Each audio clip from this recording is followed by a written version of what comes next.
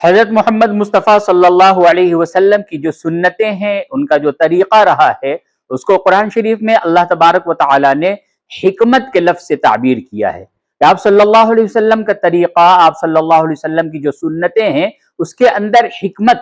ہے، بہت زیادہ اس کے اندر راز پوشیدہ ہے، بہت سی خوبیاں ہیں جسے ہم اور آپ یوں نہیں جان سکتے، لیکن جب اس پہ آپ عمل کرتے ہیں تو اس خوبیوں سے آپ واقف ہوتے ہیں۔ آپ صلی اللہ علیہ وسلم کی سنت، آپ صلی اللہ علیہ وسلم کے طریقے کو اللہ رب العزت خود قرآن کریم کے اندر حکمت کے لفظ سے تعبیر کرتا ہے۔ حکمت، اب ایک حکمت استنجا کرنے کے اندر کیا حکمت ہے کہ استنجا تو آدمی کرتا ہے، صبح شام استنجا کرتا ہے، دوپہر میں استنجا کرتا ہے، دن بھر میں کئی دفعہ استنجا کرنے کے لیے جاتا ہے، اس کام کو وہ ایک بشری تقاضا ہے، انسان پورا کرتا ہے، لیکن اگر اس کو آپ صلی اللہ علیہ وسلم کے بتائے ہوئے طریقے پہ کر لیا جائے تو اس سے بہت سی حکمت اس کے اندر جو پوشیدہ ہے اس سے ہم فائدہ اٹھا سکتے ہیں۔ مثلا سب سے پہلی چیز یہ ہے کہ آپ جب وہاں جاتے ہیں استنجا کرنے کے لیے تو دعا پڑھنے کا حکم ہے۔ عام طور سے آدمی یہ سمجھتا ہے کہ جب ہم نماز پڑھتے ہیں، نماز کے بعد دعا ہے، قرآن کریم کی تلاوت کے بعد دعا ہے، ذکر و اذکار جب ہم کرتے ہیں اس کے بعد دعا ہے، لیکن استنجا کرنے کے لیے جب آدمی جاتا ہے اس جگہ پہ دعا، جانے سے قبل دعا، نکلنے کے بعد یعنی فارغ ہونے کے بعد دعا ہے۔ اب اس دعا کے اندر کیا حکمت ہے؟ تو سب سے پہلی چیز جو یہ ہے کہ اس دعا کے الفاظ کے اوپر آپ غور کریں کہ استنجا کرنے کے لیے جب انسان جا رہا ہے تو اس کو حکم دیا گیا کہ آپ کہیں اللہم انی اعوذ بک من الخبث والخبائث۔ تو خبث اور خبائث یعنی خبیث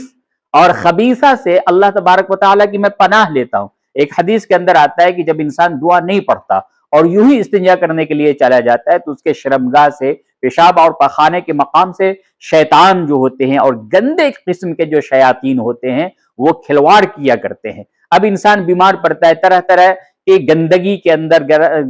گندے موذی مرض کے اندر مبتلا ہو جاتا ہے، تو اس میں ایک ہماری یہ بھی غلطی ہو سکتی ہے کہ آپ صلی اللہ علیہ وسلم کا جو بتایا ہوا طریقہ ہے اس پہ ہم عمل نہیں کر رہے، ہم جانوروں کی طرح اس فعل کو کر رہے ہیں۔ تو اس چیز کا لحاظ رکھنا ہے کہ آپ صلی اللہ علیہ وسلم کے بتائے ہوئے طریقے پہ ہمیں اس کام کو انجام دینا ہے۔ تو اس کا طریقہ یہ ہے کہ پہلے تو آپ یہ دعا پڑھیں اللہم انی اعوذ بک من الخبث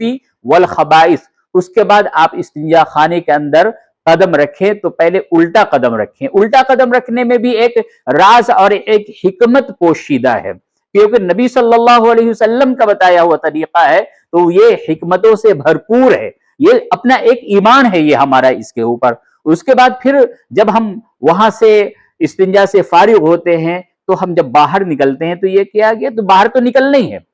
کوئی بھی انسان جب بیت الخلاء میں گیا ہے تو اس کو باہر نکلنا ہی ہے۔ اب جب باہر نکلو تو اگر سیدھا قدم،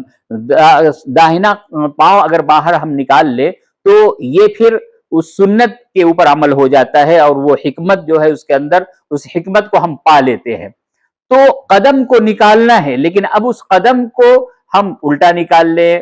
سیدھا نکال لیں، جو بھی نکال لیں، لیکن اگر اس کو ہم سیدھا ہی نکالتے ہیں تو یہ آپ صلی اللہ علیہ وسلم کے سنت پہ عمل ہوا۔ سنت کا ثواب اور حکمت دونوں ہمارے پاس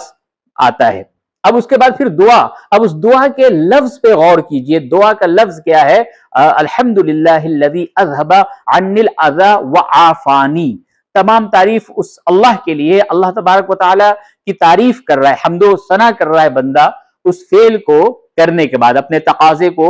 جو بشری تقاضا ہے، فطری تقاضا ہے، اس کو پورا کرنے کے بعد اب اللہ تبارک و تعالی کی حمد اس مقام پہ سے نکلنے کے بعد آدمی کرتا ہے الحمدللہ۔ الحمدللہ، تمام تعریفیں اللہ تبارک و تعالی کے لیے جس نے ہم سے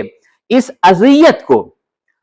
دور کر دیا۔ وہ ایک اذیت ہے، اگر استنجا، پیشاب پاخانہ بند ہو جائے تو انسان ایک نہ جانے کیسی مصیبت میں، اذیت میں، تکلیف میں مبتلا ہو جاتا ہے، اس کا انداز بھی نہیں لگا سکتے۔ کبھی کسی ہاسپٹل میں جانا ہو اور ایسے پیشنٹ ہوتے ہیں جس کا پیشاب پخانہ بند ہو جاتا ہے، اس کو دیکھیں کیا بے چینی ہوتی ہے، کس طرح سے وہ تڑپ رہا ہوتا ہے۔ تو ایسے مقام پہ اللہ تبارک و تعالیٰ نے اس چیز کو خارج کر دیا، اس اذیت کو ہم سے دور کر دیا۔ تو اس میں اللہ تبارک و تعالیٰ کا شکر ادا کرتا ہے بندہ، الحمدللہ الذی اذھب عنی الاذی وعافانی، اور اللہ تبارک و تعالیٰ نے ہم کو عافیت بخشی، ہم کو سکون میسر دیا۔ تو یہ طریقہ ہے کہ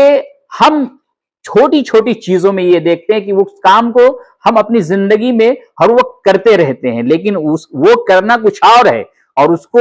رسول اللہ صلی اللہ علیہ وسلم کے بتائے ہوئے طریقے پہ کرنا وہ کچھ اور بات ہو جاتی ہے۔ تو کام جو فعل ہے، ایک ایمان والا جو ہوگا، ایک مومن ہوگا، وہ اس چیز کی کوشش کرے گا کہ ہماری جو زندگی میں ہم صبح سے لے کر اور شام تک جو بھی کام کرتے ہیں، اس کام میں ہمیں اس چیز کا خیال رکھنا ہے، اس چیز کا دھیان رکھنا ہے کہ ہمارے نبی صلی اللہ علیہ وسلم نے جو طریقہ بتایا ہے اس طریقے سے اس فعل کو انجام دیا جائے، تو اس کے اندر بہت سی حکمتیں ہیں، بہت سے راز ہیں، بہت سے فوائد ہیں، اس کو انسان حاصل کر لیتا ہے۔ اور اگر آپ یوں ہی اگر اس کام کو پورا کرتے ہیں تو پھر نہ تو اس میں ثواب ہے، اور آپ بہت سے وقت آپ تکلیف کو اٹھانا پڑ جاتا ہے اور مصیبتوں میں آپ مبتلا ہو جاتے ہیں، نتیجہ یہ ہوتا ہے کہ ہم نے سنت کو ترک کر دیا۔ تو ہر کام میں، ہر فعل میں اپنے نبی پیغمبر حضرت محمد مصطفیٰ صلی اللہ علیہ وسلم کے طریقے کو اپنائیں، اور اس چیز کو سیکھیں، اس علم کو سیکھیں کہ یہ کھانا کھانا ہے تو ہم کو کس طریقے سے کھانا کھانا ہے، مسجد ہمیں جانا ہے تو مسجد میں ہمیں کس طریقے سے داخل ہونا ہے، مسجد سے نکلنا ہے تو ہمیں کس طریقے سے نکلنا ہے، ہم لیٹنے کے لیے جاتے ہیں تو ہمیں کس طریقے سے لیٹنا ہے، ہم جب بیدار ہوتے ہیں تو ہمیں کس طریقے سے بیدار ہونا ہے، اور پھر ان وقت کے چھوٹی چھوٹی دعائیں احادیث سے کی کتابوں میں وارد ہوئی ہیں، ان دعاؤں کو یاد کریں اور اس دعا کو معنی کے ساتھ یاد کریں کہ اس کے معنی کیا ہے، اس میں کیا تعلیم دی گئی ہے، کیا بتایا گیا ہے، اور پھر ان دعاؤں کو